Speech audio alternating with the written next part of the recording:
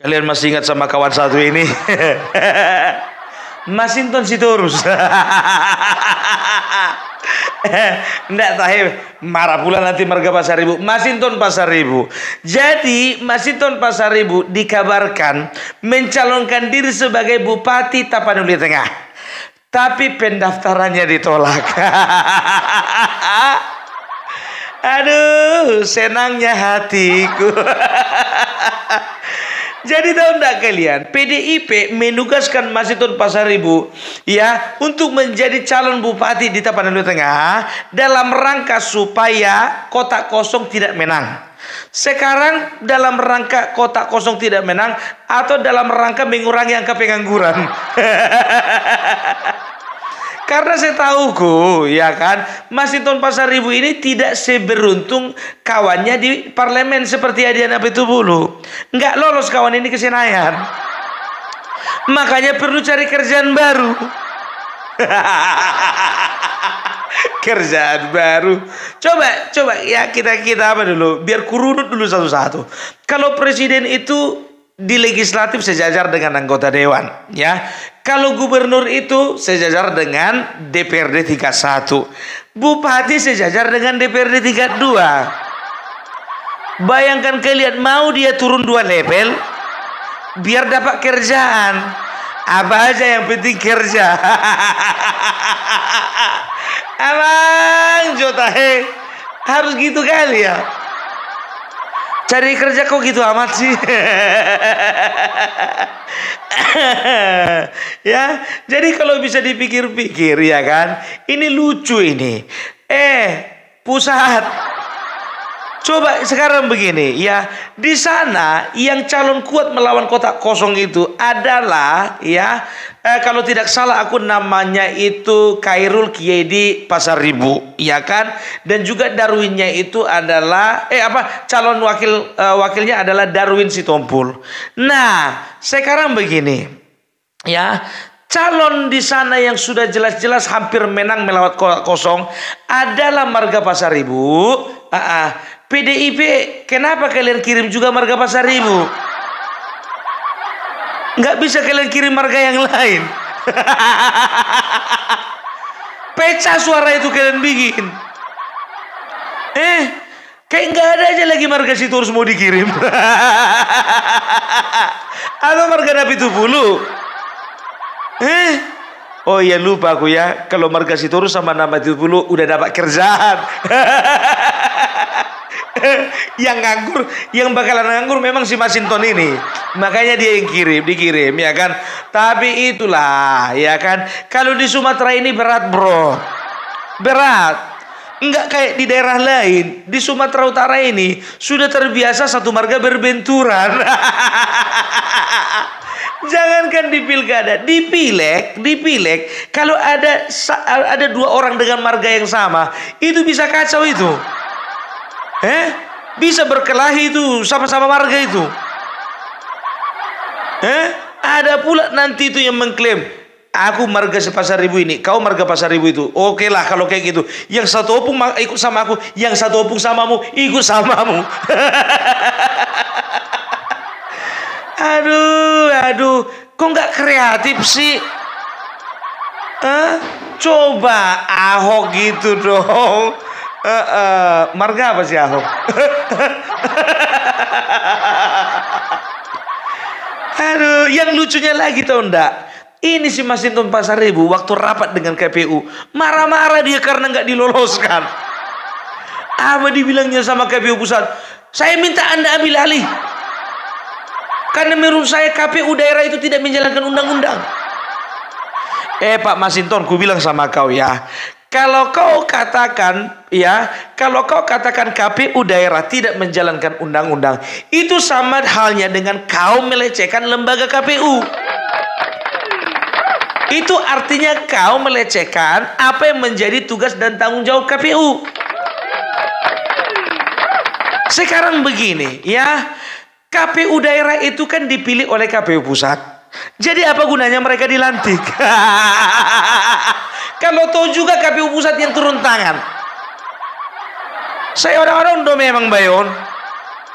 Iya kan? Nah, sekarang begini, kau bilang itu KPU daerah tidak menjalankan undang-undang, tidak menerima pendaftaranmu juga itu tetap menjalankan undang-undang. Enak kali kau nuduh-nuduh KPU daerah tidak menjalankan undang-undang. Begitu kau tidak diterima pendaftaran, dibilanglah kau tidak menjalankan undang-undang. Sekarang begini, ya kan? Jadi ini bagi yang belum tahu ya, bagi yang belum tahu ya. Kenapa tiba-tiba Simsalabim datang tak diundang, pulang tak diantar? Namanya Masinton Pasaribu tiba-tiba nongol di Taptek. Udah kayak jelangkung aja. Datang tak diundang, pulang tak diantar. Jadi begini ceritanya, ini ada kronologinya ya. Memang tidak asal-asalan ya, nggak tiba-tiba muncul tap ya kan. Sama kayak si Anies tiba-tiba nongol di Pilgub Jabar.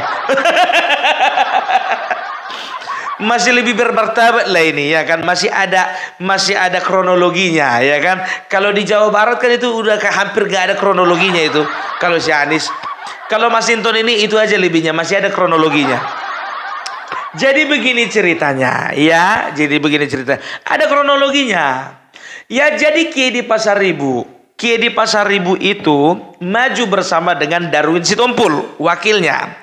Ya, jadi mereka itu mendapatkan dukungan terbanyak. Karena apa? Karena pengaruh dari Kim Plus. Semua partai yang tergabung dari Kim ya di pusat, ternyata itu juga yang menggabung yang mendukung Kiai di Pasaribu. Itu dia. Akhirnya partai-partai lainnya yang tidak punya golden ticket seperti PDIP mau nggak mau ikut gabung. Daripada nggak dapatan, daripada jadi kambing conge, lebih bagus masuk kan begitu. Iya kan?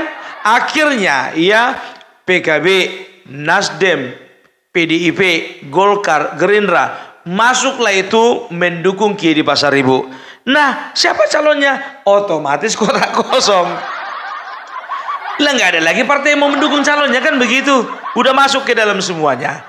Jadi ada beberapa faktor ya, ada beberapa faktor yang membuat sosok dan ketokohan ini kuat ya, sehingga beliau itu bisa dikatakan menjadi rebutan partai di sana. Yang pertama, beliau itu adalah ketua DPC dari Partai Nasdem, ya. Sementara Partai Nasdem untuk di Kabupaten Tapanuli Tengah, ya, itu mendapat perolehan kursi terbanyak. Berapa kursi? 14 kursi. Gitu loh. Itu pertama, ya, dia itu sosok yang sukses untuk memenangkan Nasdem di Tapanuli Tengah. Yang kedua, ya, beliau itu selain ketua DPC, beliau itu juga merupakan anggota dewan periode 2019-2024. Selain anggota dewan, beliau juga adalah ketua DPRD.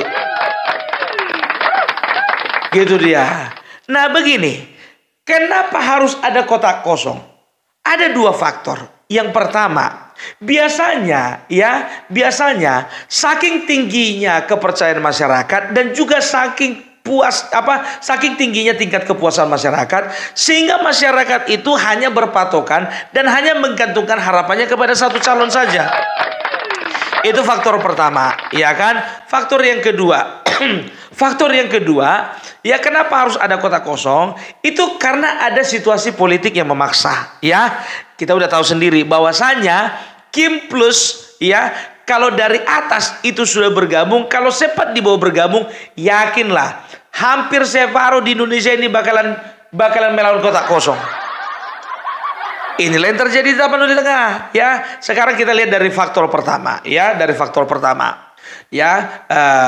mengenai tingkat kepuasan masyarakat, ya. Kalau ku katakan, ya, tingkat kepuasan masyarakat itu biasanya tingkat kepuasan masyarakat dan juga tingkat kepercayaan masyarakat itu biasanya mereka tujukan kepada calon petahana, ya. Sementara KD memang kan bukan calon petahana, ya, karena memang 2 tahun berturut-turut dari 2022 sampai 2024, ya, itu Tapanuli Tengah itu dipimpin oleh pejabat sementara, bukan bupati definitif, ya. Itu dia.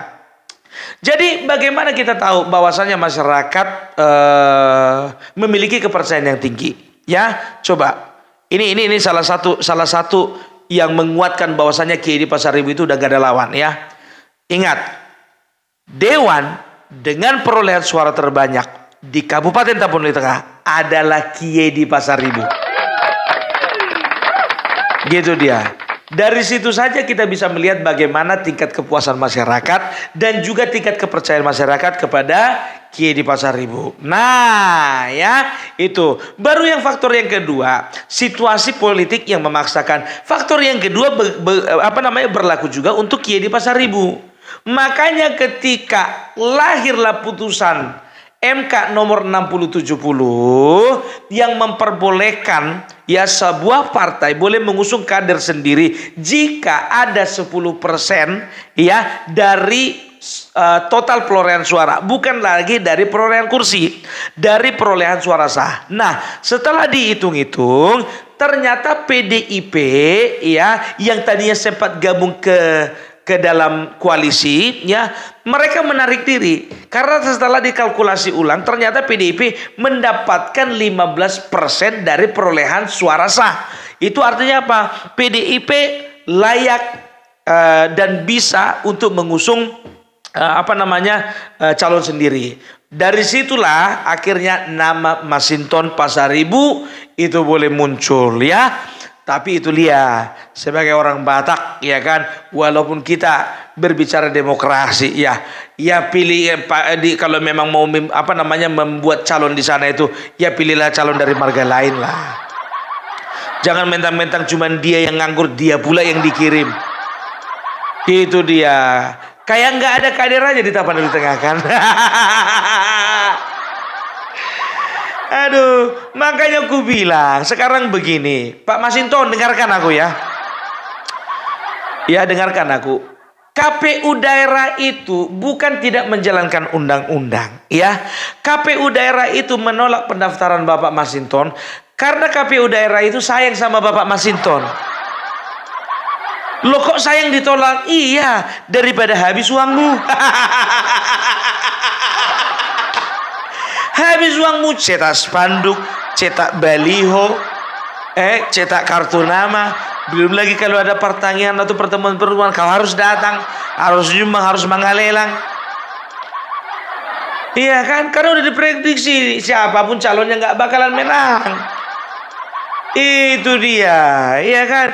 Dan juga masyarakat Tapanuli Tengah sudah pasti memilih orang Tapanuli Tengah daripada orang luar sana. Walaupun sama-sama Pasar Ribu gitu loh. Mereka pasti memilih mana yang lebih banyak berbuat untuk Tapanuli Tengah.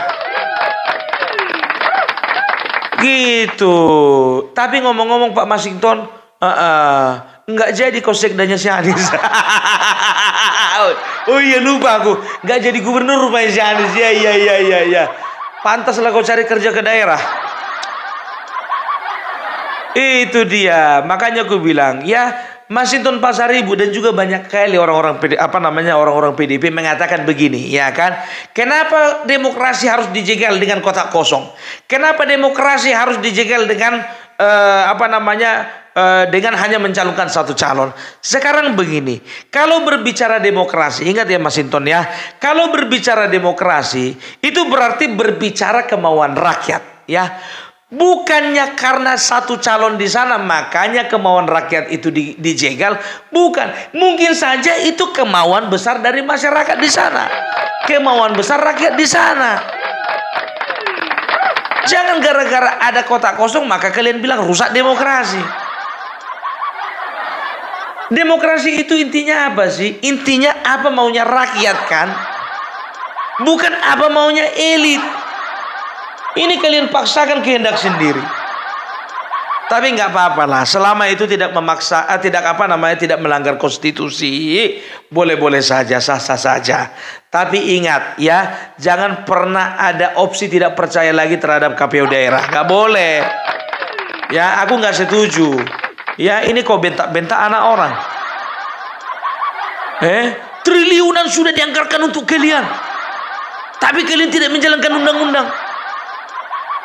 Disemprotnya dibilangnya Sontoloyo. KPU pusat dibilang Sontoloyo. Datang ketuanya itu dalam hati Padokoni maisi. Dakwat tuh sih lo maisi. Mau po. Dimarah-marahi. Ya, karena nggak bisa dia mencalonkan diri di sana, dibilanglah penjagalan demokrasi ya. Tapi coba cek dulu, entah juga ketua KPU di sana juga Marga Pasaribu, coba cek dulu. Pak Saribunya lebih dekat lagi sama si Kiai. Kiai pula Kiai. Itu dia. Ya, tapi kurasa enggak lah. Ya, kalau walaupun Marga Pasaribu, ya KPU di sana ya sudah dipastikan lah tidak akan mungkin ada nepotisme di sana. Atau begini, lobbymu aja yang kurang kali. Tapi ginilah Pak Masinton, jujur aja lo aku bilang samamu ya, kau itu kan ada di DPP. Kayaknya udah nggak kelasmu lagi main-main di bupati, jadi bupati. Enggak lah, ya kan? Coba kau lihat dulu Ganjar, udah nggak main-main lagi. Jangan kan di bupati, di gubernur aja dia nggak ikut. Ya kan? Kalau si Aniesnya kau ikuti, nggak tahu malu itu pula mau kau ikuti. Iya, jadi jangan katakan dia bahwasanya di KPU di daerah Tapanuli Tengah itu tidak menjalankan undang-undang, ya. Menolak pendaftaranmu juga itu tetap menjalankan undang-undang. Kalau nggak memenuhi syarat, ya tahu kalian Sabtu kemarin, ya, bukan Sabtu kemarin, Sabtu sore katanya. Berarti ini hari Minggu, berarti kemarin itu. Kemarin itu rupanya biar tahu kalian masanya Masinton Pasaribu bentrok dengan masanya si Kiai di Pasaribu. Inilah tadi ku bilang, ya kan, tolonglah kalau memang kalian itu membawa perdamaian, kalian itu memang membawa membawa surat perintah aspirasi masyarakat, ya, nggak begitu jadinya. Tolong dulu itu Masinton amankan dulu masamu itu. Nggak di pusat, nggak di daerah, bikin rusuh aja kalian lah. Ya, iya, cobalah dulu selesaikan dulu semuanya dengan kepala dingin, ya, dengan lapang hati gitu dong. Apalagi sekalian sama-sama Marga Pasaribu Amangjo. Oh sugarihan mangulu pungta. Ibereng mapo paranda Amangjo. Sama-sama hamu udah marporang inna kan Amangjo tai dan tangi so putih. Itu dia. Kau cari yang lain kayak gitu. Entah di Sidoarjo kau mencalonkan diri. Udah kau tengok Tapanuli Tengah Marga Pasaribu. Di situ pula kau. Sekarang begini, aku pun tanda tanya. Ya kan, harusnya Masinton Pasaribu itu kalau memang betul-betul fight, kenapa enggak dia yang menjadi calon gubernur? Ya. Kalau memang alasannya harus kader. Kemarin itu kan Nixon Nababan kan udah ditolak. Ya, Nixon Nababan udah ditolak, ya kan? Kenapa nggak dicalonkan aja Masinton Pasaribu? Kan udah kelihatan bahwasanya walaupun ada pendukungnya, tapi nggak signifikan. Nggak punya elektabilitas. Dan tidak memahami medan. Makanya mereka lebih pilih Edi Rahmayadi ketimbang Nixon Nababan. Sedangkan Nixon Nababan yang sudah hari-harinya di Sumatera Utara juga nggak dipilih kok, apalagi Masinton kan begitu. Ini nongol pula di Kabupaten Tapanuli Tengah. Apa nggak ketawa masyarakat di sana? Iya kan? Iya. Kapan nongol ini kan gitu? Kalau masa yang mendukungmu itu taruhlah dulu, karena udah ada tim suksesmu di sana. Makanya adanya masamu di sana. Kalau nggak ada tim suksesmu di sana, mana ada masamu di sana? Udahlah santai baik tuh. Tapi itulah pada akhir katanya, ya aku mengucapkan selamat juga kepada Masinton Pasaribu. Dengar-dengar kabar, ya akhirnya KPU daerah menerima berkas-berkas pendaftaran Masinton Pasar Ibu. Selamat mandi wapuang ate. Ya, jadi selamat bertarung untuk Masinton Pasar Ibu melawan marga Pasar Ibu yang lainnya. Oke lah, selamat bertarung untuk Masinton Pasar Ibu. Kalau kalah jangan teriak curang. Jangan biasakan teriak curang, jangan biasakan tidak percaya dengan lembaga survei. Oke. Walaupun kami sudah tahu siapa pemenangnya, kami tetap mengucapkan selamat bertarung. Salam NKRI, salam Perbelak, NKRI harga mati.